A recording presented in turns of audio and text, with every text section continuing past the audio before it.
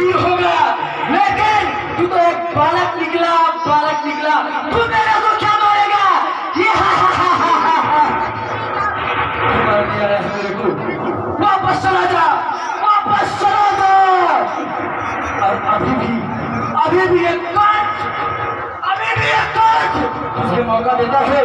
वापस चला जा और युद्ध करने के लिए जो तुमने ठानी है उसको छोड़ दे और आकर ईश्वर में आ जा और चला जा।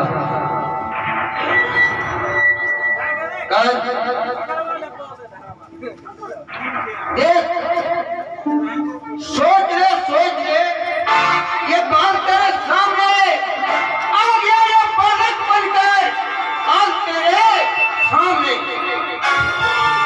इतना छोटा सा बालक, इतना छोटा सा बालक इतनी बड़ी बातें करता है।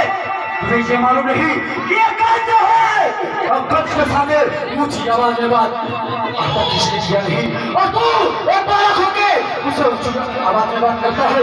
जानता है किस कंस के सामने बड़े नहीं पाए, और तू छोटा सा बालक क्या बिगाड़ लेगा रे?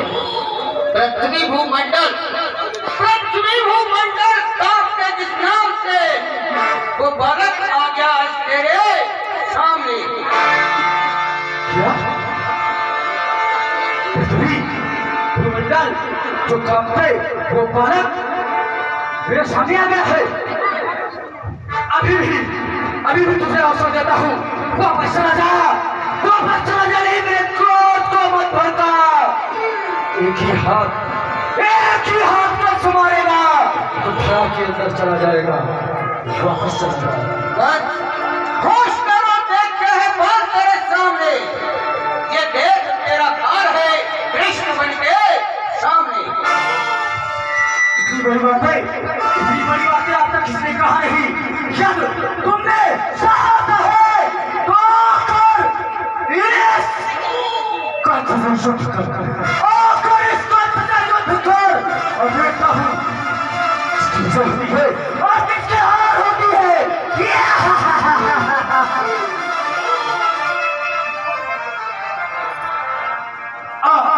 युद्ध कर मेरे साथ, आकर युद्ध कर।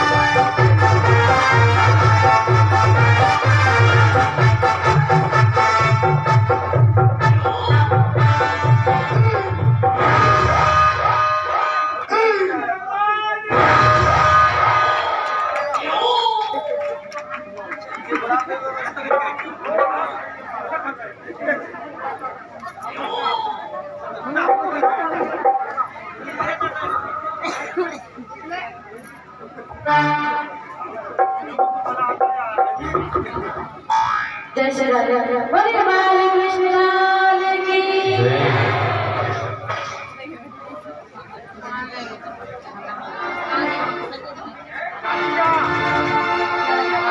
एक बार नहीं मिलता 100 बार मिलता है। एक बार नहीं मिलता, 100 बार मिलता है। अपने अपने कर्मों का सबको मिलता है। अपने अपने कर्मों का फल सबको मिलता है। बार नहीं मिलता, बार नहीं मिलता, 100 बार मिलता है। अपने अपने कर्मों का फल सबको मिलता है। अपने अपने कर्मों का फल सबको मिलता है।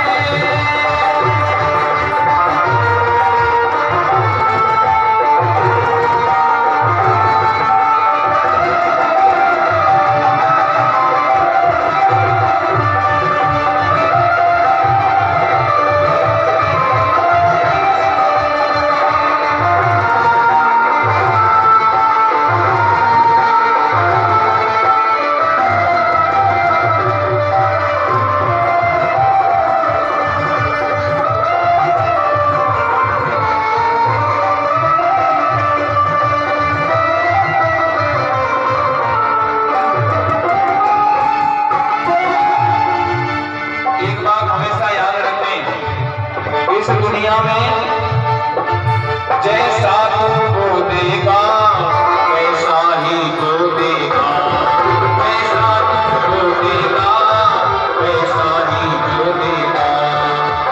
और गड्ढा जो खोदेगा, गड्ढा जो खोदेगा खुद को ही खोदेगा।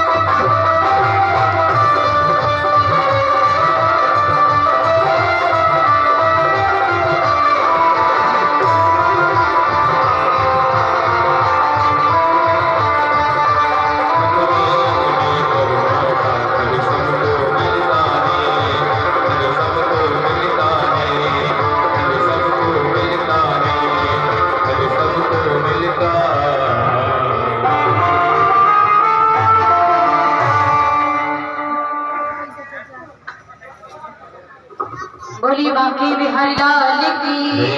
चरित्र पर हमारे सम्मान्य भाई ब्रजेश बिरजा जी, इनकी तरफ से 51 रुपए का दान आया है।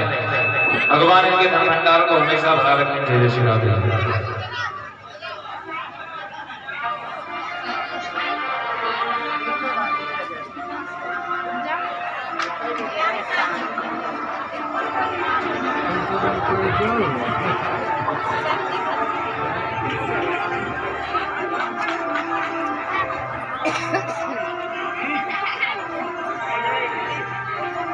होते हैं, इसलिए जीवन में कर्म करो तो अच्छे ही करो, सद्मार्ग पर ही चलो, वरना कंस की तरह मारे जाओगे।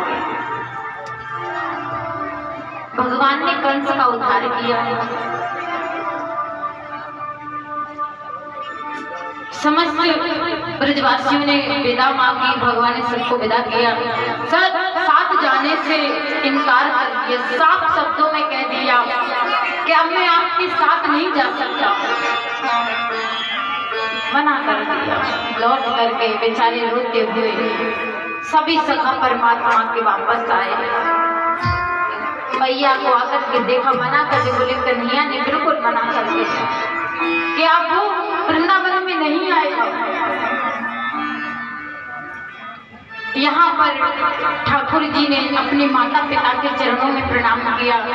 चरणों में प्रणाम करने से 4 चीजें बढ़ती हैं, आयुर्विद्या यशो बलम।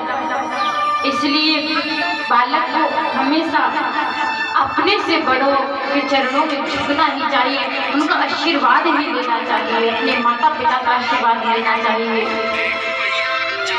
उससे 4 चीजें बढ़ती हैं। आप झुकने से छोटे नहीं हो जाओगे, क्योंकि संस्कार व्यक्ति को झुकाते हैं। चरण छूना एक बहुत बड़ी बात है, बहुत अच्छी बात है, लेकिन अब वो प्रथा कम होती जा रही है। आजकल मैंने कई भाइयों को देखा है, कई माताओं के ऐसे कितने व्यक्तियों को देखा है जो चरण छूने में बड़े संकोच करते हैं, उनको लज्जा आती, शर्म लाती है, घोटुओं को ही छू लेते हैं। झुकना तो सीखे ही नहीं, झुकते ही नहीं है। अगर एक पैर में पड़ गया, एक पैर कोई छींक हट जाएंगे, दूसरा कहीं भी हो तुम्हारा पता नहीं है। अरे भैया, जब दोनों पैर परमात्मा ने दिए तो दोनों को स्पर्श करो ना, एक को ही क्यों करते हो? झुकना तो सीखे ही नहीं है। बोले अगर ज्यादा झुकेंगे तो फिर पैर घोटुओं को ही छीन लेते हैं। और ऐसे ही नई कटेल है, ऐसे ही नए बहन भाई हैं, ऐसी नई बहू है कि उनमें इतनी ही बुद्धि आई है कि घोटुओं में ही बुद्धि रहती है, घोटुओं को छीके। अरे तुम्हें प्रणाम करना है तो पूरे झुककर प्रणाम करो। यहाँ तक कि हमारी संस्कृति में बताया गया है कि मस्तिष्क को उनके चरणों में रख करके प्रणाम करना चाहिए। माता पिता हो या भगवान हो, एक समान होते हैं, घुटनों को ही छीन लेते हैं। तो दिमाग कहाँ है? घुटनों में। फिर माता पिता कहते हैं संतान हमारी बात मानती नहीं है, सुनती नहीं है। कहाँ से सुनेगी? तुमने झुकना सिखाया है, क्योंकि व्यक्ति वही झुकता है जिसमें संस्कार होते हैं और पता चल जाता है दूर से ही कि ये व्यक्ति संस्कारवान है, तभी तो ये इतना झुका है। और आजकल कोई झुकना जानता नहीं, कोई सीखा ही नहीं है। घटता कुछ नहीं है, बढ़ता है। आयुर्विद्या यशो बलम। आयु बढ़ती है, विद्या बढ़ती है, यश बढ़ता है, मान बढ़ता है, प्रतिष्ठा बढ़ती है, तो जाने कितनी और चीजें बढ़ती हैं। छोटे नहीं हो जाते। भगवान ने स्वयं जाकर के अपने नाना श्री को प्रणाम किया, अपने माता पिता को बंधन मुक्त कराया, उनको प्रणाम किया। अपनी माँ के हृदय से लग करके कन्हैया रोने लगे। माता कहती है इतने वर्षों के बाद मैंने अपने लाला को देखा है अपने नेत्र से। उस यशोदा का कर्ज मैं जीवन में कभी नहीं चुका सकती, जिसने मेरे इतने छोटे से कन्हैया को और पाल करके इतना बड़ा कर दिया। कभी नहीं मैं उसके कर्ज को अदा कर सकती हूँ।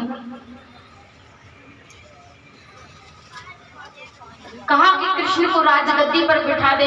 भगवान ने कहा मुझे कोई राजगद्दी नहीं चाहिए। अपने नाना श्री को उग्रसेन महाराज को ही राज तिलक कर दिया, उनको राजा बना दिया। वहाँ का उनका जनेऊ संस्कार करवाया, यज्ञोपवीत करवाया। भगवान को अवंतिकापुरी पढ़ने के लिए भेज दिया, उज्जैन महाकाल की नगरी में। वहाँ जाकर के भगवान ने विद्याओं का अध्ययन किया। जब वापस लौटने लगे तो गुरुदेव ने गुरु दक्षिणा में अपने मरे हुए पुत्रों को मांगा। बोले कृष्ण यदि तुम देना चाहते हो गुरु दक्षिणा में तो मेरे मरे हुए पुत्र को मुझे यमलोक से ला करके वापस कर दो। भगवान ने गुरु दक्षिणा में गुरु पुत्र को मरे हुए यमलोक से ला करके वापस किया। पंचजन्य नाम के राक्षस का वध किया, पंचजन्य शंख को अर्जित किया। जब वहां से लौट करके भगवान आए तो न किसी से बात करते हैं, न किसी से बोलते हैं, बस रोते ही रहते हैं, रोते ही रहते हैं। तब उद्धव जो उनका मित्र था उसने जाकर के पूछा कि कन्हैया क्या बात है, जब से तुम अवंतिकापुरी से वापस आए हो तब से रोते ही रहते हो, किसी से बोलते नहीं। तब उन्होंने उद्धव को हृदय से लगा करके कहा उद्धव तुम नहीं जानते कि उद्धव मोहे ब्रज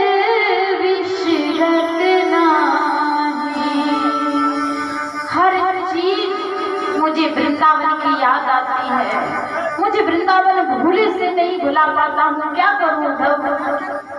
वृंदावन की यादें मेरी नस नस में समाई हुई हैं। वो राधा रानी, वो माँ का, पिता का प्रेम, नंद बाबा का वो महल, मेरे छोटे छोटे सखा मैं भूल नहीं पा रहा हूँ। बोले भगवान तो आप जा क्यों नहीं सकते, आप जाकर के मिल आइए। बोले यही तो कमी है उद्धव कि मैं जा नहीं सकता, यही मेरी एक मजबूरी समझ लो कि मैं जा नहीं सकता, लेकिन मेरी तरफ से तुम तो जा सकते हो।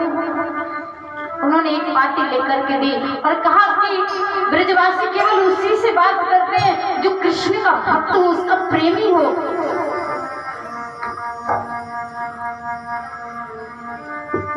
बाकी ब्रजवासी और किसी से बात नहीं करते। अपनी बंसी दे दी, मोर पंख दे दिया, जिसे लेकर के उद्धव पहुंचे। जाकर के नंद बाबा के महल में नंद बाबा से नंद रानी से भेंट हुई और कहा मैं गोपियों के दर्शन करना चाहता हूँ। गोपियों के दर्शन करने के लिए जैसे ही उद्धव गए तो जाकर के देखते हैं कि अनंत गोपियों के बीच में श्री राधा रानी विराजमान है, जिसने कोई श्रृंगार नहीं किया, लेकिन करोड़ों सूर्यों के समान तेज है जिनके मुखारविंद पर। ऐसी हमारी राधा रानी विराजमान। सभी सखियां वार्तालाप करने लगी। राधा रानी से कहती राधा रानी आज हमने स्वप्न में अपनी कन्या को मक्खन चुराते हुए देखा। एक सखी कहती है मैंने चीर चुराते हुए देखा। एक सखी कहती है मुझे तन करते हुए कृष्ण देखा। क्या राधा तुम्हें कभी कन्या ने स्वप्न में दर्शन नहीं दिए? बोले नहीं बहन, तुम बड़ी भाग्यवान हो कि तुम्हें स्वप्न में कन्हैया ने दर्शन तो दिया। मैं तो इतनी अभागन हूँ कि जिस दिन से कन्हैया छोड़ के गया है इन निगोड़ी आंखों में तो नींद आई ही नहीं, मैं तो सोई ही नहीं। समस्त गोपियां राधा के चरणों में लेट गई और कही राधा तो धन्य है कि राधा तू बड़ी भागिनी, कौन तपस्या की, तीन लोक तारन तरन जो तेरे आधीन, कि जो तेरे आधीन। कि राधा तू बड़ी भागिनी, कौन तपस्या की और तीन लोक तारन तरन वो तेरे आधीन। ऐसी कौन सी तपस्या की है राधा तूने कि त्रिलोकी का नाथ होकर के कि चापत चरण करत नित्य सेवा। संसार जिसकी सेवा करता है वो सेवा किसकी करता है? राधा रानी के चरणों की। कौन सी तपस्या की है? तू बड़ी भागिनी है राधा। अरे हम तो अभागिन हैं जो कन्हैया छोड़ करके चला, सो जाते हैं, खाते हैं, पीते हैं, आराम से रहते हो। अरे तुम देखो जिसने कृष्ण के जाने के बाद कुछ देखा ही नहीं संसार में, माने संसार से मुंह हट गया हो। इन सब की बातें उद्धव जी छिप करके सुन रहे थे। बाहर निकल करके आए और समझाया गोपियों को, राधा रानी को समझाया कि देखो उस कृष्ण के पीछे दौड़ रही हो तुम, उस कृष्ण को मानती हो जो तुम्हें छोड़ करके चला गया और याद भी आई तो मुझे भेज दिया उस कृष्ण के पीछे। अरे तुम भगवान को मानो। बोले उद्धव हम भगवान को तो जानते ही नहीं कि भगवान होता कौन है। और एक बात और कहूं कि उद्धव मन ना भरे 10-20, उद्धव मन 10-20 नहीं, मन केवल एक होता है और वो भी श्याम के साथ चला गया कि कृष्ण मन कृष्ण तन कृष्ण ही हमारो धन और 8 याम उदो हमें कृष्ण सो ही काम है। कृष्ण के अलावा और हम किसी को जानते तक नहीं, हम किसी को भी नहीं जानते। और एक मन था वो कृष्ण संग चला गया और दूसरे तो है ही नहीं है। बहुत समझाया उन्होंने, लेकिन इतनी ज्ञान की बातें सुनी राधा रानी के मुखारविंद से कि उद्धव को जितना घमंड जितना अहंकार था ज्ञान का सब टूट गया। उद्धव दौड़ पड़े, भगवान के पास जाकर के कहने लगे भगवान तुम कितने बड़े निर्दयी हो, तुम्हें बिल्कुल भी कोई भावना नहीं है तुम्हारे अंदर। बोले कैसी भावना? बोले जिन गोपियों ने जिन राधा रानी ने तुम्हें सर्वस्व माना तुम उनको छोड़ करके चले आए।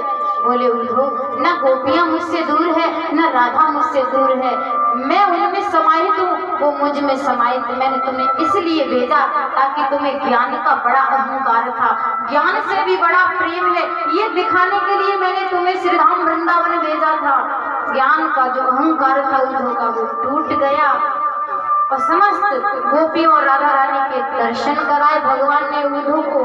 बोलिए बाकी बिहारी लाल की, बोलिए राधा रानी सरकार की। ये लीला भगवान ने शुभ